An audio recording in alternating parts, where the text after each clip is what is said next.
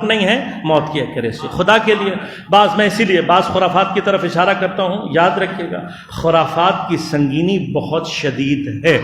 اگر خرافات بدعت کی کیٹیگری میں پہنچ جائیں، اگر بدعت کی کیٹیگری میں، بدعت شرک ہے، لہذا بہت شدت سے پرہیز کریں، بہت شدت سے۔ ایک عنوان ہے جو معمولاً شعبان کے مہینے میں شریعت سے تعلق نہیں ہے، عنوان ہے شعبان کے عرفے کا۔ یہ عرفہ کم از کم میں نے اتنے سالوں میں ابھی تک شعبان میں عرفے کا نام نہیں سنا روایت میں۔ عرفہ صرف یوم عرفہ ہوتا ہے جسے 9 ذی الحجہ کہا جاتا ہے، اور عرفے کا دن وہی ہے، اس کے علاوہ کہیں شریعت میں بیان نہیں ہوا۔ اب اگر ہم اپنی مرضی سے کوئی دن مقرر کر کے اس کا نام عرفہ دے کر اور اس کو شرعی حیثیت دینے کی کوشش کریں گے، یہ بدعت بن جائے گی۔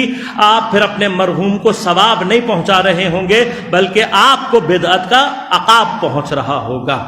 لہذا پر مرحومین کو آپ ایصال کرنا چاہتے ہیں، کسی ایک دن مشخص معین کر کے اجتماعی طور پر کرنا چاہتے ہیں، یہ سب باعث ثواب اور اس سب کا آپ کے اوپر تاثیر ہوگی، اس میں کوئی بحث نہیں ہے۔